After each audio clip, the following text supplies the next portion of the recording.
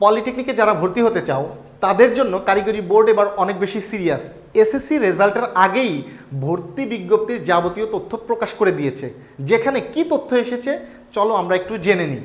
আবেদনের যোগ্যতা প্রকাশ করা হয়েছে 23, 24 এবং 25-এ এসএসসি পাস থাকতে হবে, যেখানে জিপিএ কমপক্ষে 3 থাকতে হবে, গণিত বা উচ্চতর গণিতে 3 সহ। এবং এটা যদি থাকে তবেই হচ্ছে সরকারি পলিটেকনিকে আবেদনের যোগ্য হবে। তবে বেসরকারি পলিটেকনিকে যদি কেউ পড়তে চায় তার জন্য জিপিএ 2 পয়েন্ট থাকলেই হবে, অন্য কোনো শর্ত প্রযোজ্য হবে না। এই জায়গাতে ভর্তি প্রক্রিয়ার যে আবেদন, সেই আবেদনটি শুরু হবে 10 অগাস্টে এবং পুরো কার্যক্রম ভর্তি পরীক্ষার আগে যে আবেদন করা, তারপরে ভর্তি পরীক্ষা হওয়া, এরপরে চান্স লিস্ট প্রকাশ করা, নিশ্চয়ন প্রকাশ করা, সমস্ত কার্যক্রম শেষ করা হবে 19 অক্টোবরের ভিতরে। এবং ক্লাস শুরুর সম্ভাব্য একটি তারিখ দেওয়া হয়েছে 19 অক্টোবর। এটি মূলত রানিং যারা পরীক্ষার্থী তাদের দ্বিতীয়, চতুর্থ, ষষ্ঠ সেমিস্টার চলাকালীন 2 মাস পরে।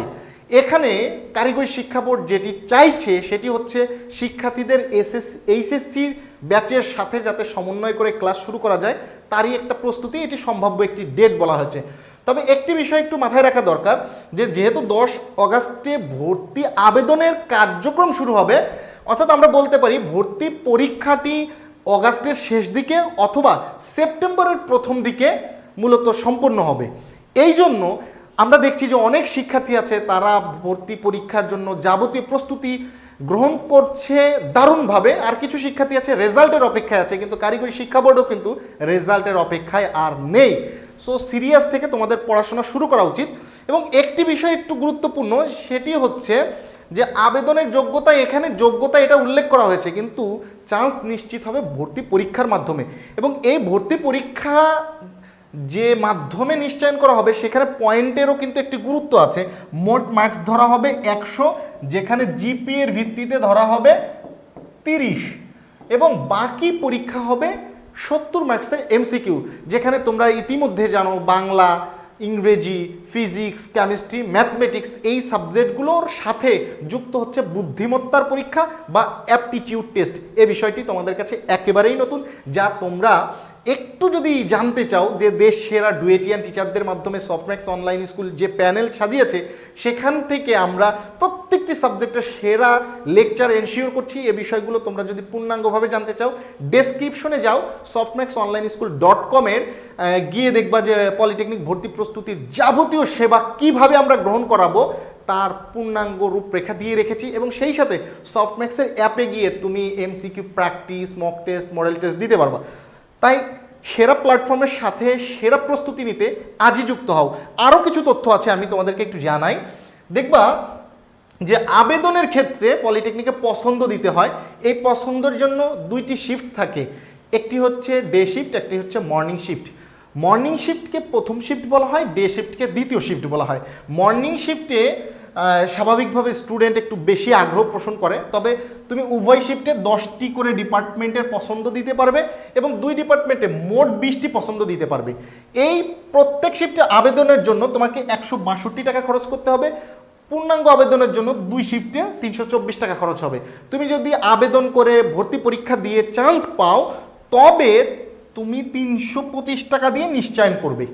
এইটা হচ্ছে তোমার যাবতীয় ভর্তি কার্যক্রম সম্পূর্ণ হবে। এটার পাশাপাশি তোমাকে আরও কিছু তথ্য জানতে হবে বা কিউরিসিটি তোমাদের রয়ে গিয়েছে যে কোটা আছে কিনা।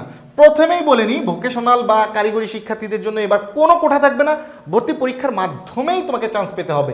এবং এইখানে একটি বিষয় দেখো, মুক্তিযোদ্ধার জন্য 5% কোটা থাকছে, শারীরিক প্রতিবন্ধী যারা 1% কোটা থাকছে, ক্ষুদ্র নৃগোষ্ঠী যারা তাদের জন্য 1% থাকছে।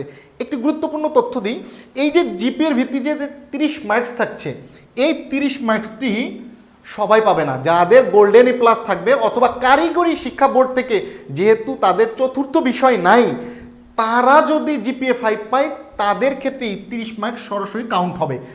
এছাড়া চতুর্থ বিষয় বাদেই জিপিএটা কাউন্ট হবে। এখন কেউ যদি 4.75 পায় তার সাথে 6 গুণ করবা, তুমি যত পয়েন্ট পেয়েছো তার সাথে 6 গুণ করলে যত মার্কস আসবে তুমি সেই মার্কসটি পাবে।